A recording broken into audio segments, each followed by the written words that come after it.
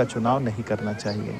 तो मन के आधार पर भी हमें सोचना चाहिए कि क्या हमारा मन इस कार्य के लिए लग रहा है कि नहीं लग रहा है।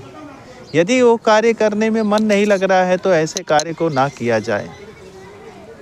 और आत्मा के स्तर पर भी हमें सोचना चाहिए कि कोई भी कार्य जब हम करने जा रहे हैं तो सबसे पहले हमें ये भी ध्यान में होना चाहिए कि क्या हमारे आत्मा के लिए हम समय दे पा रहे हैं।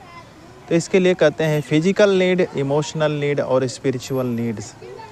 तो हमें फिजिकल और इमोशनल के साथ साथ हमारे स्पिरिचुअल भी नीड्स हैं जो हर एक व्यक्ति को करना चाहिए पूरा। तो हम यदि आध्यात्मिक रूप से अगर अपने आप को समय नहीं दे पा रहे हैं तो हम फिजिकली चाहे कितना भी कुछ कमा ले, कितना भी बड़ा बड़ा करियर हम कर ले, लेकिन हम संतुष्ट नहीं रह पाएंगे।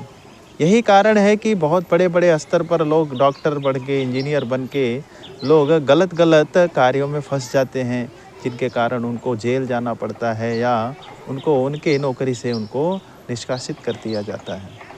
तो करियर चुनते समय हमें ये ध्यान रखना चाहिए कि हमारा जो मन का, बुद्धि का और हमारे जो है आत्मा का संतुलन हमेशा बना रहे। श्रील प्रभुपाद जी कहते हैं कि यदि हम ईमानदारी से कार्य करते हैं और भगवान का चिंतन हमेशा करते हैं तब निश्चित रूप से हम अपने कार्य को सही अंजाम दे सकते हैं।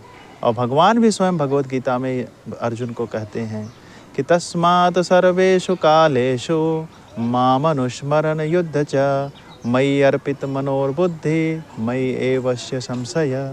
हे अर्जुन, हमेशा मेरा स्मरण करते हुए तुम अपने कार्य करो। इस प्रकार से तुम कार्य करते हुए कर्म बंधन में नहीं बंधोगे और अपने कार्य को सुचारू ढंग से कर पाओगे।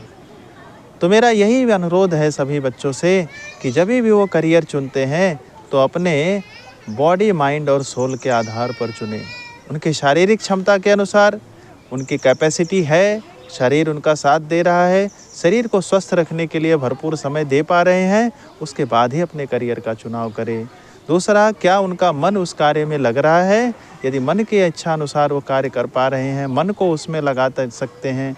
यदि हम किसी कार्य को मन के अनुसार अगर कर पाएँ, मन हमारा जिस कार्य में लग रहा है उसके लिए हम ज़्यादा समय भी दें तो भी हम नहीं थकते हैं। लेकिन अगर हमारा मन किसी कार्य को करने के लिए विचलित हो रहा है तो हम उसमें मन नहीं लगा सकते, फिर वो कार्य हमारे लिए बहुत भारी होगा। और इस प्रकार से आत्मा का भी ध्यान रखना बहुत ही आवश्यक है। तो मन, बुद्धि और आत्मा, इस प्रकार से हम संतुलन अगर बनाएंगे तो निश्चित रूप से जो भी हम करियर चुनते हैं वो हमारे लिए अच्छा ही होगा। हरे कृष्ण।